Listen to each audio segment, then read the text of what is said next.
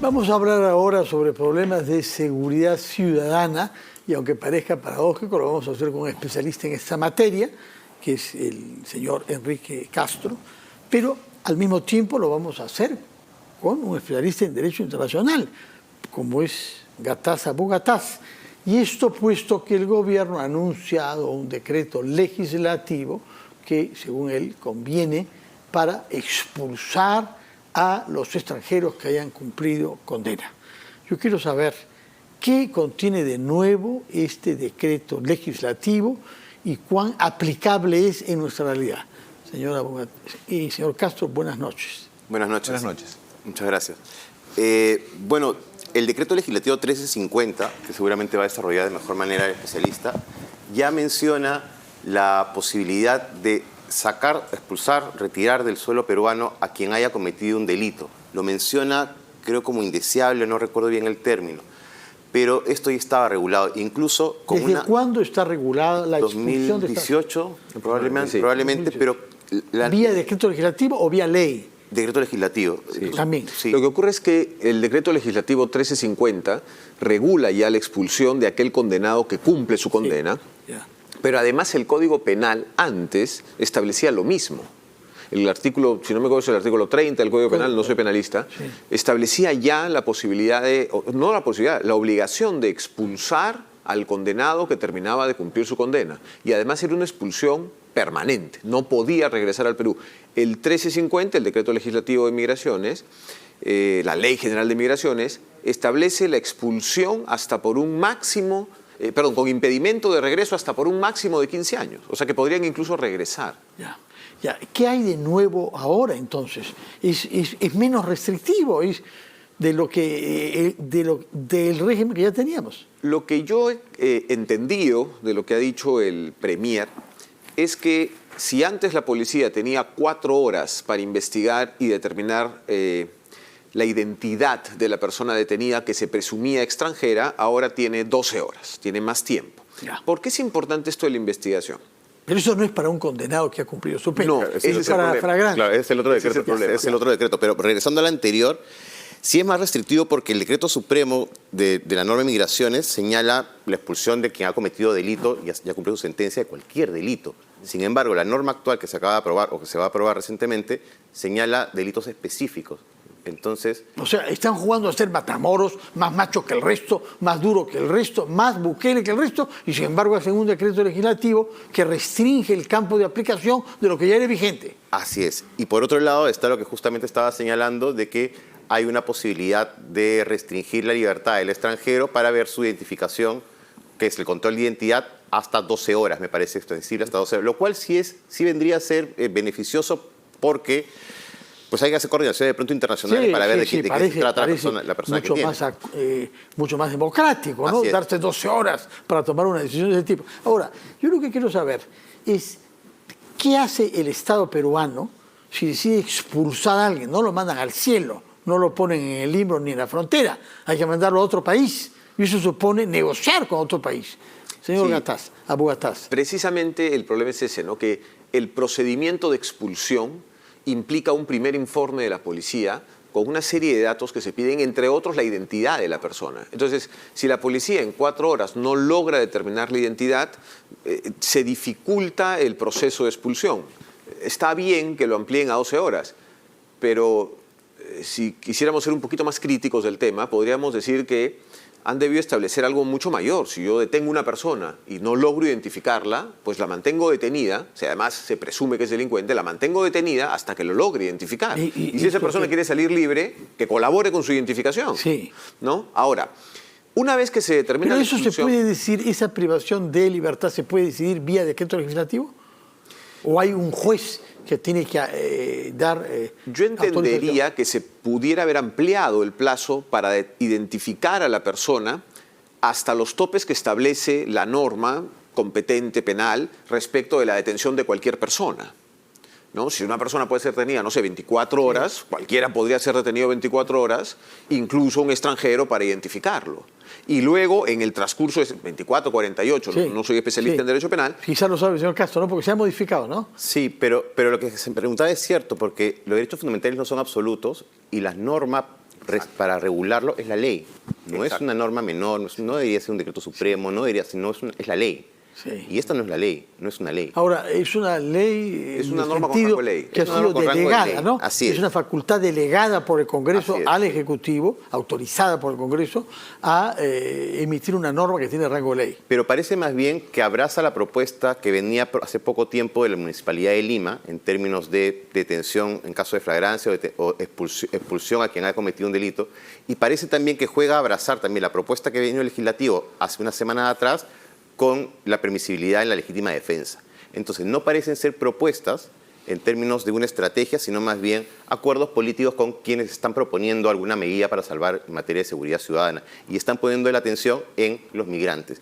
Equivocada atención, porque no se pone el foco sobre el fenómeno delictual, el tipo delictual o un mercado criminal, no, sobre el sujeto, sobre el individuo y si no está documentado o está indocumentado. Y eso es un poco peligroso, porque probablemente vayan a caer en situación de mayor riesgo personas que son vulnerables, mujeres que a lo mejor tienen madres migrantes que van a ser expulsadas y van a tener su hijo en Perú. No. Por una situación de, Supongo que es irregularidad. incompatible, a partir del 30 de noviembre, dejar a partir del 30 de noviembre se ha señalado de que persona que esté irregular va a ser expulsada, va a ser retenida en algún lugar. Eso no tiene mucho sentido si quieres atacar el fenómeno de seguridad ciudadana, porque lo que está haciendo es generar más factores de riesgo. ¿Cuántas personas pueden hallarse en estado irregular en el Perú, extranjeros? Yo no tengo ese dato. Pero Ahora, son decenas de miles. Varios miles. Decenas de miles. Son ¿Hay a dónde tenerlos? No hay a dónde tenerlos. Yo lo que decía era, se detiene a una persona por el plazo máximo que establece la ley y luego el juez ordena ampliar la detención hasta que se logre identificar, porque ese es el paso necesario para la expulsión. Ahora, el decreto legislativo 1350 protege a mujeres y protege a niños y protege a personas en situaciones especiales porque garantiza la unidad familiar. Sí. O sea, cuando se determina la expulsión no se hace directamente, se hace un proceso administrativo sancionador, se determina la expulsión y en el proceso administrativo sancionador se toma en cuenta la situación particular de cada persona. Pero yo creo que en realidad, incluso expulsando a una persona, o sea, incluso centrándonos en el migrante y expulsando a la persona, asumiendo que eso esté bien, no hay garantía de que no regrese. Porque normalmente estas personas han ingresado de manera ilegal. Lo que hay que hacer es juzgar a esas personas por el delito que han cometido, meterlos a la cárcel y ni bien entren a la cárcel, no esperar que terminen la condena. Ni bien entren a la cárcel, mandarlos a su país a que terminen de cumplir su condena en su Pero eso país. supone que su país quiera recibirlos. Tenemos- Y ya tenemos algunos antecedentes malos con Venezuela, me parece, ¿no? Señor Castro, recuerdo qué sucedió. Eso fue hace 2 años, probablemente era ministro del Interior, el señor Guillén, se trasladó... Bajo Pedro Castillo, presidente, Pedro ¿no? Castillo, presidente, se trasladó y tuvo que regresar bajo una vergüenza internacional. O sea, gastamos en un avión que fue a Caracas, no lo dejaron No lo dejaron desembarcar aterrizar. y hubo que regresar con las joyas. Y eso que con Venezuela tenemos un convenio sobre traslado de personas condenadas. Es decir, hay acuerdos entre países para que el peruano que comete un delito en ese país, juzgado y sancionado, venga a cumplir su condena al Perú. Y el extranjero que comete el delito en el Perú, juzgado y sancionado, vaya a cumplir la ¿Qué condena a su invocó país. Venezuela, que es un Estado democrático, como dicen ellos? ¿Qué cosa invocó para no respetar este tratado firmado con el Perú? Como comprenderás, un gobierno de la naturaleza que el que tiene Venezuela puede decir cualquier cosa. El hecho es que, además de violar este tratado, evidentemente se está negando a recibir a un nacional, lo que afecta el derecho humano de ese nacional. Entonces, claro, podemos ponernos en estos casos especiales, pero si el Estado promoviera la celebración de más tratados de esta naturaleza, lo ideal sería que la persona detenida en el Perú, por más extranjero que sea juzgado y sancionado para luego ser enviado a su país a cumplir la sentencia en su país sin generarnos gastos a nosotros. Ahora, una cosa que está ocurriendo con el sistema de justicia es que bajo el nuevo bajo el Código Procesal Penal se aumentó el número de sentenciados y se redujo el número de procesados en cárcel. Sin embargo, con la nueva presencia de venezolanos en cárcel, el número de venezolanos tiene 70% procesados y apenas el 30% sentenciados. Es decir, hay una... ¿Pero qué porcentaje de extranjeros hay en las cárceles peruanas? Ahorita no lo sé. Muy bajo, ¿no? Pero ha aumentado a 2%, 2%, hablando de 2% Así es. de los 100.000 Así es. detenidos que hay en Perú, ¿no? Así es, pero ha aumentado. Ha aumentado, pero justamente porque aparecen también estas normativas que los ponen en atención y básicamente el sistema de justicia trabaja encarcelándolos. En muchos casos, sin tanta evidencia, porque el dato de que el 70% están procesados y que no están sentenciados significa que no ha habido mucha evidencia para poder meterlos presos. O para poder, que la justicia se demora. Se demora. Pero ojo, la justicia en el caso de los peruanos no se está demorando, porque ahí sí hay 70% de sentenciados, ¿no? Entonces, y ojo, que estas medidas de meter gente presa olvida el principio de contaminación criminógena que ya lo hemos conversado varias veces, de los lazos que se generan en cárcel, las asociaciones que se generan en cárcel hacia afuera, entonces no estás afectando el fenómeno de violencia. Hay una película que se estrena este jueves bajo el nombre de El caso de Monroy, no sé si lo han podido ver, ya en el Festival de Cine, recomiendo que la vean, ¿eh? Se desarrolla en la cárcel de mujeres en Chorrillos y tiene que ver con detenidas extranjeras allí, sobre todo por narcotráfico. Es una película de gran calidad, hecha por un cineasta que ya tiene pergamino, Josué Méndez, que pone de manifiesto el tema de la internacionalización de este delito específico de narcotráfico, ¿no? ¿Cuál ha sido la práctica que ha habido hasta ahora respecto a los narcotraficantes extranjeros detenidos en el Perú? Que eran hasta hace poco, la mayoría creo, ¿no? La población principal penitenciaria es detenidos por patrimonio, delito patrimonial, robo agravado. La segunda población es, lamentablemente, agresores sexuales. Y la tercera es tráfico ilícito de drogas. Ha aumentado el número de mujeres detenidas por tráfico ilícito de drogas. Ha aumentado el número de cultivadores, de personas vinculadas al sembrío. Y hay muy pocos vinculados al crimen organizado, a jefaturas, que hayan sido detenidos. Entonces estamos engordando las cárceles con los eslabones más débiles del crimen organizado. No tienes una unidad de inteligencia financiera dura atacando el crimen organizado desde el manejo del dinero, porque esto es dinero, son mercados criminales. O sea, la muerte, la extorsión, son medios porque el objetivo es el dinero. Ahora, el problema de expulsar para que cumplan condena impuesta por la justicia del Perú en otro país es que los estados que reciban a sus nacionales en esta situación podrían hacer lo mismo con los nuestros. Y salimos perdiendo, porque tenemos también a miles de compatriotas detenidos en las cárceles de los países donde hay más peruanos extranjeros, que son Argentina, Chile, España, Italia, ¿no? Y con estos cuatro países... Los cónsules pasan parte de su tiempo visitando a nuestros compatriotas en la cárcel y viendo cómo están. Y con estos 4 estados ya tenemos convenios de esa naturaleza. Para hacer reciprocidad. Para hacer traslado de condenado. Tú me mandas a mi peruano delincuente acá y yo me ocuparé de él en la cárcel y yo te mandaré el tuyo allá. Efectivamente. Lo que pasa es que ¿salimos ganando con eso? Hay varios factores que hay que tomar en cuenta. Primero, el hecho de que, en efecto, lo mejor es que una persona cumpla la condena en su país. Dicen los penalistas que esto ayuda en el proceso de resocialización. Además de eso, claro, habrá que ver si estos estados quieren mandarnos a nuestros nacionales acá. ¿Por qué no lo querrían? La razón política que podamos encontrar. El temor de que acá, salgan libres. Entonces, no es un tema, creo yo, de conveniencia o inconveniencia, es un tema de que cada país debe hacerse responsable de sus nacionales. Lamentablemente es así. Entonces, si nos toca a nosotros asumir eso, tendremos que asumirlo. Pero yo prefiero mantener en la cárcel a un peruano que se supone que estando en el Perú cerca de su familia, de sus amigos y tal, se supone se va a resocializar, y todos sabemos que eso nunca va a ocurrir, pero se supone que se va a resocializar, que tener un extranjero que lo que está haciendo es más redes para ampliar su campo delictivo. De acuerdo. Hay una particularidad en las cárceles peruanas y por lo que vemos también en algunas venezolanas, ¿no? Este estado que algunos nos pretenden describir como maravilloso, que es el continuar la actividad criminal dentro de la cárcel, por supuesto, incluidos a través del uso de celulares. ¿Qué sabe usted sobre esto, señor Castro? Porque se nos anuncia hace tiempo que van a haber bloqueadores. Hace tiempo, cuando se armó la Política Nacional Penitenciaria del 2030, que esto se elabora el 2019, probablemente se apruebe el 2020, se plantea esta dificultad de que no están funcionando los bloqueos.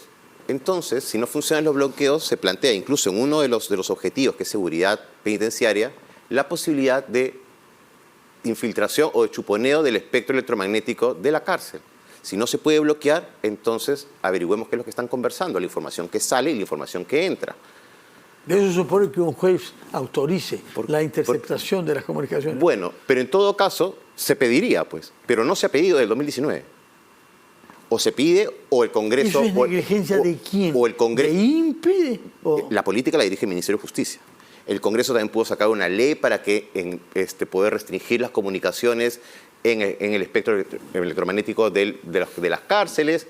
Se puede. O en vez de regular las cosas que ya están reguladas, como la expulsión, deberíamos dedicar ese tiempo a pedir este permiso para hacer la interceptación. Hay dos casos sobre los que yo quiero preguntarles si tienen información, ambos repugnantes, feminicidas. Uno es el famoso norteamericano que asesinó a una muchacha peruana en un hotel, me parece que en Miraflores hace unos años, y que la justicia americana quería juzgar por otro caso de una joven desaparecida en Aruba, y lo hemos prestado. Se lo hemos mandado a un cierto tiempo para que lo juzgue, y va a regresar el norteamericano acá, porque además creo que ha tenido un hijo, una peruana, y no sé si se ha nacionalizado. No sé si será posible nacionalizarse después de haber cometido un crimen tan atroz como el de feminicidio. Y el otro es el del feminicida que asesinó con fuego a una joven de 18 años en la plaza 2 de Mayo del centro de Lima, y que está en Colombia, donde fue detenido. Y nos dijeron que iba a ser rápidamente resuelto el tema en 3 meses. Ya pasaron más de 3 meses y no tenemos noticia de él. ¿Tienen alguna información? Yo no tengo información de esos casos, pero sobre el primero, has hecho una pregunta interesante. La ley de nacionalidad en realidad no le permitiría nacionalizarse, porque uno de los requisitos para poder optar por la nacionalidad peruana vía naturalización, que es lo que tendría que hacer este señor, es precisamente acreditar no tener antecedentes penales, tener buena conducta, solvencia moral. El hecho de que tenga un hijo peruano no altera para nada ese derecho negado. Podría eventualmente, si es que el niño no tiene la posibilidad de acceder a la nacionalidad norteamericana, esta separación. El niño es peruano, porque ha nacido acá de madre peruana. Correcto, pero su padre es norteamericano. Sí. Entonces, si se busca hacer que el padre no adquiera la nacionalidad peruana y nos preocupe el hijo, lo que habría que ver es si el hijo tiene algún tipo de sustento familiar acá o si tiene la posibilidad de adquirir la nacionalidad norteamericana para eventualmente en el futuro irse con su padre a Estados Unidos. Yo no creo que es algo que le convenga. Enrique Castro. Palabras finales. Creo que la atención hay que ponerla en los fenómenos delictuales y no en las personas. Creo que estamos equivocando la atención para la solución de los problemas de seguridad ciudadana y no estamos mirando el fenómeno, los delitos, la violencia y sus lógicas, sino que estamos mirando a las personas y perseguirlos a ellos es más equivocado. Bueno, es una conclusión que nos entristece, pero en fin, hay que escuchar las cosas como son, como es el título de este programa. Muchas gracias por su presencia, señor Gataz Abugataz y Enrique Castro, el uno especialista en seguridad ciudadana, el otro en derecho internacional público, pero en este caso, como hemos visto, los dos temas están estrechamente vinculados en esta iniciativa legislativa que he terminado por no entender, porque la verdad es que la conclusión que saco es ¿qué sentido tiene este decreto en vez de posar un poco como que garantiza algo que no está garantizando? Porque la seguridad no está mejorando. Muchas gracias por tu presencia y muy buenas noches. Vamos a